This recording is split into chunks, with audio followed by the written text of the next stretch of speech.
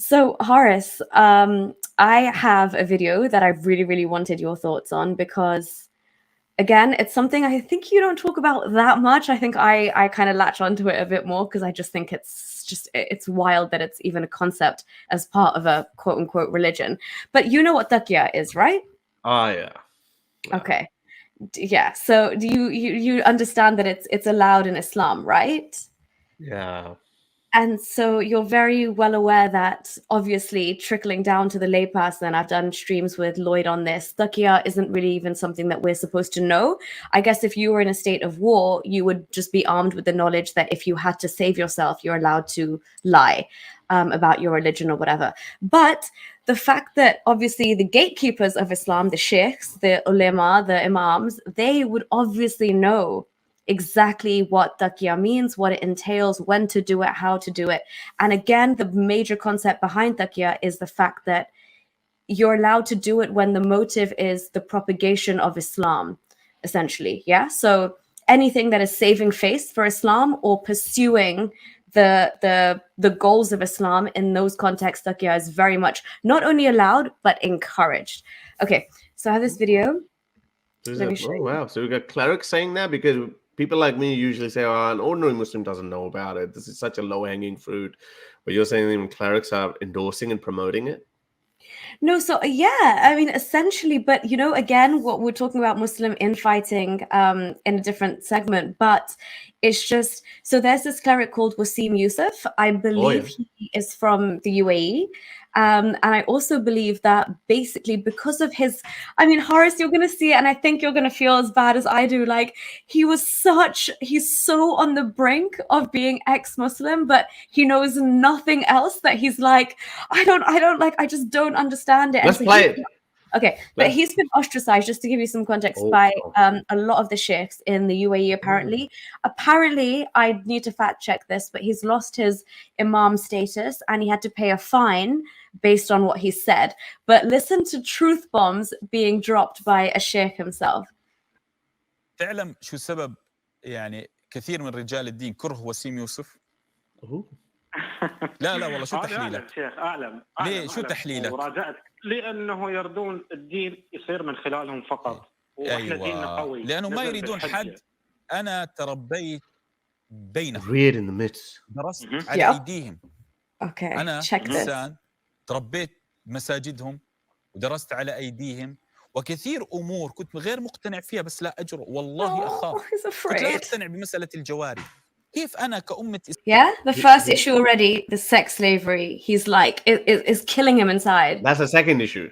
The first issue was he said that I grew up in the mosques and I have been reared. Okay, so sex slavery is the first issue. So he's got that problem. Okay, and look what he's saying right now. Like, this is genuinely what somebody who knows the faith would need to grapple with.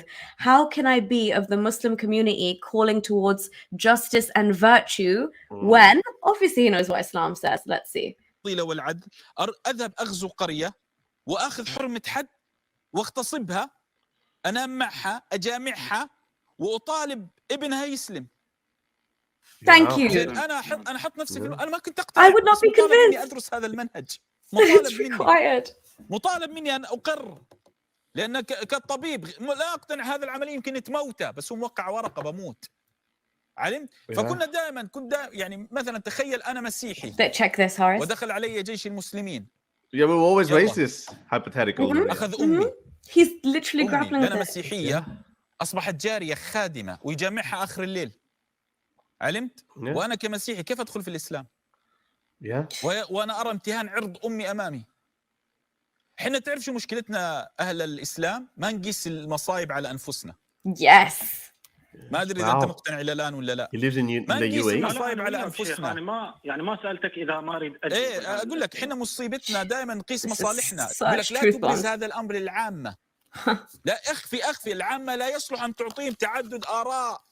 أعطيهم رأي واحد.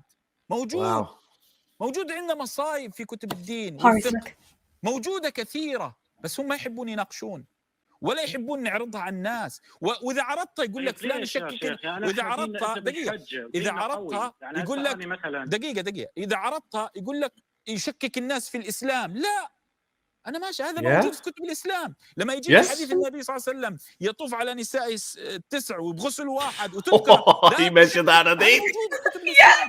لما يجيني حديث النبي صلى الله عليه وسلم يطعمني الله ويسقيني، وحديث آخر يربط الحجر على بطنه، موجود في كتب الإسلام. ليه تخافون من الناس؟ أيوة، ليه تخافون من الناس؟ ليه؟ Oh my God. هذا موجود. فعندنا كثير أمور رجال الدين يخفون 90% ويخشون. والله يخافون يطلعون. أنا كنت دائما أتمنى أصحاب الفكر المتشدد يطلع يفتي للناس.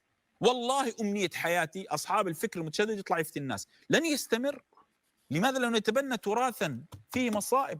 أنا مثلا تسأل واحد ما حكم مسلم قتل رجل مسيحي في وطنه، وش الجواب تتوقع يا أبو سليمان؟ شو الجواب تتوقع؟ He makes such good points, you know, and he's saying that a lot of Muslims try to hide it. That's the difference, because in this day and age, all of that, they've uploaded that on the beautiful world of the internet. So you just go to sunnah.com, search sex slaves, concubines, captive women. You get everything that's ever been written about it in the Sahih Hadith books. Mm-hmm. You find all of that, and then you're like, whoa, that's a lot. How do I damage control this? So a lot of ex-Muslim activists have been putting that out there for the last 7, 8, 5, 6 years or something. And now there's another level. Now, I asked the same question to Daniel Hakikachu in my debate. You know what he said? He said, well, war is ugly, war is nasty. Well, you know, the United States dropped nuclear bombs as well. So I would rather be a sex slave than get a nuclear bomb dropped on me. That's what he said. And this is exactly what he said, that Muslims are always looking out for their own best interest. They're like, yeah, so what? The other option they give as well is to say that it's a mercy, that it's better to be raped and sold as a sex slave than to die. Yes. But you ask any woman in that situation, I'm sure she'd say, kill me. Yeah. Yeah, I would. So these are the kind of excuses they have to make because of their already repugnant ideology. If this ideology did not have sex slaves, let's just say that. There's another hadith that he casually dropped, like our Prophet Muhammad used to go and have sex with all of his wives in one night in a single bath. Imagine if that piece of information just didn't exist. That would have been one less embarrassing thing for Muslims to defend. But because it's in there and the Prophet did it, just by virtue of that, they have to do the impossible, i.e. defend it. That's how bad it is, Nuria. He's even actually done a video where he really braced Muslims beforehand, and he's like, look, I'm doing this completely out of respect. But he basically showed a Charlie Hebdo cartoon in one of his videos. I was just watching it. But then I couldn't get around to watching his others. But I think he has been ostracized because he just makes these videos now. He's like what they would call a critical take. As far as I know, that's what I've heard, but I haven't looked into him enough. But in this video, he says so much truth that's just shocking. Like somebody like him on the brink of being like, I don't believe this, but I've signed the contract now. There's no turning back. He knows. Was he a cleric as well? Yeah, he was an Imam. Oh, wow. And I think he's lost his status because of this, that he's basically disclosed that anything that they don't want, they'll just put it aside. But really, I think these are such ordinary, rational points. I always bring that up to my Pakistani audience all the time. Like, imagine if Indians attacked Pakistan or your village in Pakistan. They killed all your men and took your wives and mothers and sisters and daughters as sex slaves. How would you feel? They have no answer to that. But I'm saying, you are literally saying that that's what your Prophet, the most merciful, the most revered man who ever lived, the best example who ever lived, did, and you have to defend it with a straight face? They can't. It's such a simple point. And you wonder, why can't Muslims see it? There's only one reason behind it. Because they've been told that no matter what, you have to defend Muhammad. يدخل الجنة لكن لا يقتل. ليه؟ لأنه مسلم ممنوع تقتله. لا يقتل مسلم بكافر. زين، لو أنا ذهبت لأوروبا وقتلني مسيحي وجاء القاضي قال أوكي بس يدفع الدية وممنوع نقتله. ليه؟ لأنه مسيحي. شو رأيك أنت؟ إحنا ما نقيس الأمور، إحنا نقيس الأمور بس لصالحنا، ما نقيس الأمور لصالحهم. تقول لك لا تبني كنائس في الدول العربية يا مرتزقة يا كفرة، وإحنا نطالب نبني مساجد في أوروبا ونزعل. واحنا عندنا مساجد في اوروبا ونزعل اذا ما بنينا مساجد، نزعل. يقول لك ياتي رجل دين اخرجوا المشركين من جزيره العرب. لماذا لم يخرجهم أبو بكر رضي الله تعالى عنه؟ ألم يسمع الحديث؟ لماذا لا يخرجهم عمر؟ ألم يسمع الحديث؟ Check this out. ما حد صحابي سمع الحديث وذهب لعمر وعثمان وعلي وقال لهم أنتوا ليه جاعلين المشركين جزيرة العرب؟ ليه؟ يعني وش هذا الحديث اللي ما سمعوا فيه الصحابة كلهم وما خبروا؟ وين نصح ولي الأمر؟ فرضا أنا صحابي وسمعت الحديث، أين نصيحتي لولي الأمر؟ أنا أذهب لأبي بكر أو عمر أو عثمان أو علي وأقول أخرجوا المشركين، لماذا لم أخبرهم؟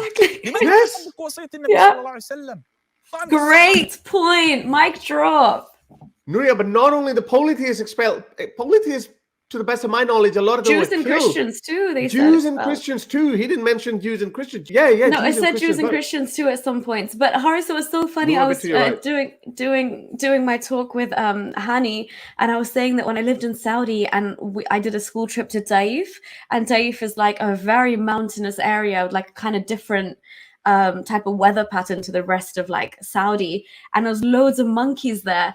And in my head as a Muslim, I was imagining the story of Prophet Muhammad where he gets the rocks chucked at him by the Jews in Taif. And then Hani stopped me and he's like, did you say there were monkeys? And I was like, yeah, I was weirded out. And he was like, yeah, they're not monkeys, those are the, and I was like, Jews and the Christians that were turned into monkeys. All right. The Quran came true. Yeah, that's okay, that's how they got it. Okay. Imagine if I thought that thought, then I would have been even more of a believer. Like, shoot, that happens. Yeah. So yeah, through all of this transmission, no one's carried out the will of the Prophet and expelled the polytheists at the very least. Yeah. That's a very good point. أنهم لم ينصحوا أو لم يسمعوا، ولا كيف هذا الحديث وصلنا؟ كيف هذا الحديث جاء نقل إلينا ولم يسمع به أبو بكر وعمر وعثمان وعلي؟ في تساؤلات كثيرة. أنت لو تتعمق بالمصائب التي يخفيها رجال الدين، لماذا الشباب الآن لا يريدون سماع خطابهم؟ لأننا غير واضحين مع أنفسنا. حنا غير واضحين مع أنفسنا، حنا مجالسنا الخاصة تختلف عن العامة. يأتي أحد يقول السمع والطاعة لولي الأمر ويتبنى فتوى. He said our private conversations are different from our public conversations, Nuria. Isn't that what Yasir Qadi said? He said privately we all talk about the academia and the scholarship knows all about the issue of the Quran's preservation.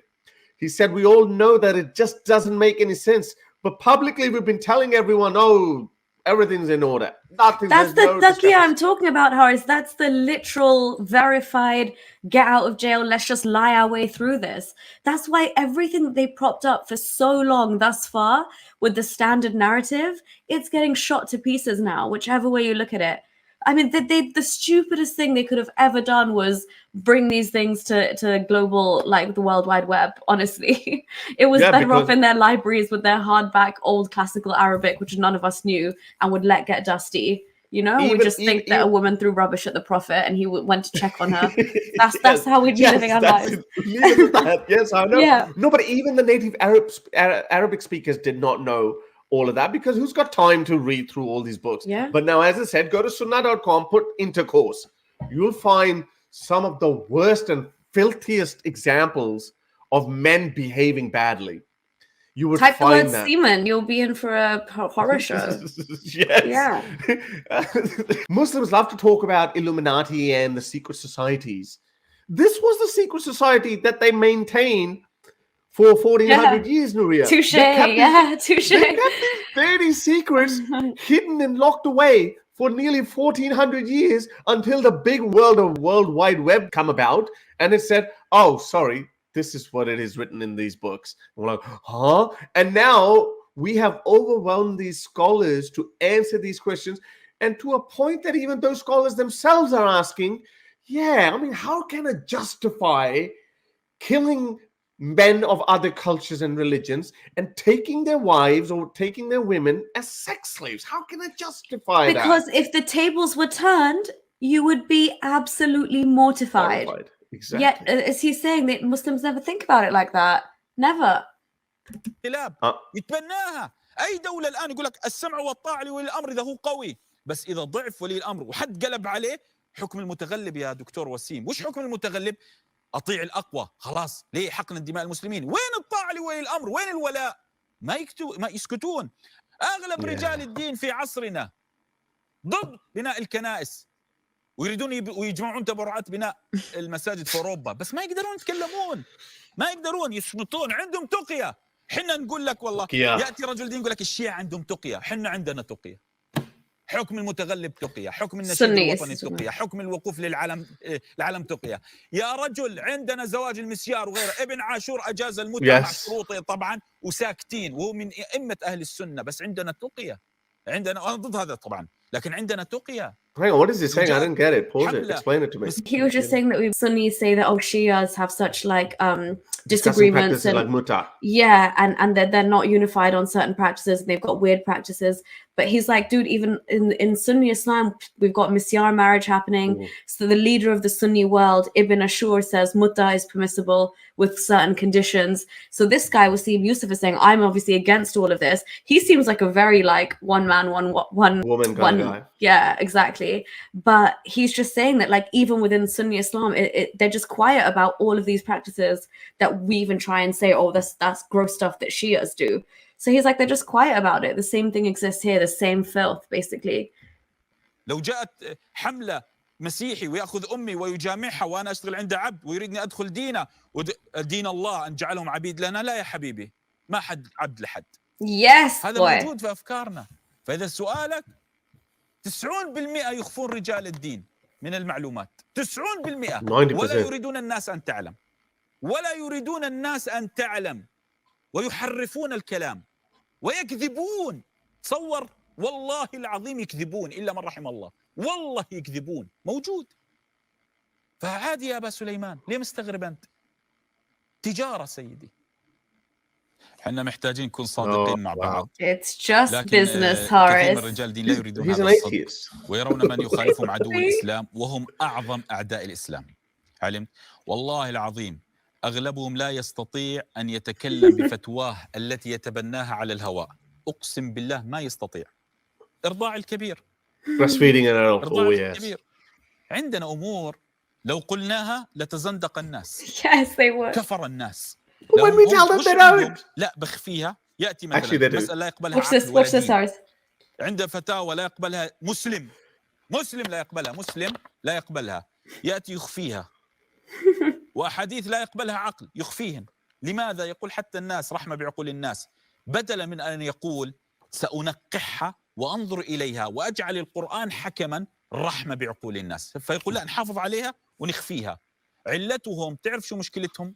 أنهم جعلوا كل النصوص كالقرآن، وجعلوا كل النصوص تحكم القرآن، ولم يجعلوا القرآن حكما. الله أنزل القرآن لنحتكم إليه، يبين لنا. We just discussed this news story. The link is in the description of 400,000 blasphemers in Pakistan, and now these clerics, and I've known this for a while, but it's always been the question of when are they going to come out and openly express their dissent? When are they going to do it openly? I've had thousands of letters, messages. I've spoken with these ex-Muslims, Imams, scholars of Islam, YouTubers. You recently spoke with someone who is on the brink.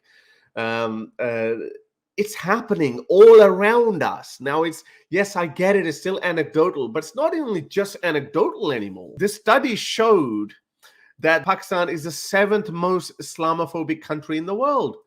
We're seeing Pakistan Intelligence Agency reporting that there are 400,000 accounts who are blaspheming against Islam and the holy figures of Islam. And now, I think it's all happening. It's all happening, as they like to say that in Australia. As Bill Laurie says, it's all kicking off. It's all kicking off, as we say here. It's all kicking off. So I don't know. This is, but Nuria, what you pointed out, what this guy said. Yes, he had this the traditional Arab headgear and how sheikhs are dressed, and he looked very very imami, he looked like that. And it's coming out, and what he's saying is exactly what we've been saying for so long about sex slavery, about amputation. Yeah, he didn't touch on that. The sexual promiscuity that's been propagated or that's been institutionalized within Islam. He's talking about it as a Muslim Imam. And you're like, whoa. But these arguments are so freaking basic, Nuria. It's only a matter of time. It's only a matter of time. Get ready. as they like to call it, oh, this is ex-Muslim is a booming industry. Yes, our industry is about to boom. Stay put. Yeah, I agree. And I mean, this is only good stuff if he's able to say this and this is like televised or YouTubeized or whatever. The fact that there's critical, whatever he's called, like a critical Islamic scholar, where again breaks away from the mainstream, probably be ostracized. But the fact that he looks at people in the eye from his position of power and says, our fiqh books are filled with absolute calamities, that even to a normal layperson as a Muslim, me hearing that with a Muslim mind, I'd be like, it'd get my ears perked up and I'd be like, hang about, what do you mean? Everything is perfect in Islam. What is he on about? And then kind of reversing the dialogue, like stuff that you've been doing for years on YouTube, but in the Arab world, putting this out there in the mainstream context and saying, if the roles were reversed and a Christian came and looted your country and Islam was in power, this is what would happen. Just kind of waking up the masses and even people realizing why he's disliked and discriminated against. I know this has had a huge effect on Arab speaking people. I was reading the comments and they're like, oh, just keep putting out your views because we like to hear the other side. My only concern is that how far will this go? Because like we're like, oh, he's so close to being ex-Muslim, or it's he's irrelevant got the same what he critical... personally is. No, 100%. My point is, I'm saying he's got all the hallmarks to be a critical thinker so far from the questions that he's raised with Islam itself. My point was, at the end of it all, he said that the Quran, they've made all of the other jurisprudence and scripture in Islam equivalent to the Quran, and that's the problem. The Quran should be the final and like conclusive end all and be all, like ruler of judgment with regarding any issue you might have. So again, for somebody that had showed so much potential, the fact that, I mean, again, though, what he echoed, yes, it could be. And I don't know if he's just trying to speak to the masses, but he said, like, I've grown up around them. I was like raised by them, but in 90% they lie and the rest is fear. He's saying I can't help but believe out of fear, and I know there are so many Muslims, even ones that I'm currently talking to, that are doubting. They're still like not willing to cut the concept of there could be Allah, but definitely hellfire as well. So this is also another thing that's been exported by the Muslim diaspora to the East, where they propagated this idea that, okay, let's just dump the hadith, the fiqh, all the other secondary, tertiary rulings of Islam. Let's just go back to the Quran. Let's become the Quranists. So that first happened in amongst Muslim diaspora in the West, because obviously they had a bit more liberty to do that. In Muslim countries, they couldn't do that because they'd be killed off. Now that's been exported to these Middle Eastern countries, and I think they're doing the same thing, and they're going into it. So, regardless of where it happens first, if it happens in the West, it's bound to happen in the East as well. It's bound to happen. Like, for example, the ex-Muslim movement started in the West first, but now it's happening in every single Muslim country. It's happening in Pakistan, Bangladesh, Malaysia, Indonesia, everywhere. These ex-Muslim activists are popping out of every Muslim country, no matter how regressive it is. And we're starting to see the results. So, Nuria, as you asked the question, where's it going to go? There's no possibility that I can conceive in my mind where Islam comes out as a victor. Victorious. It's not going to happen.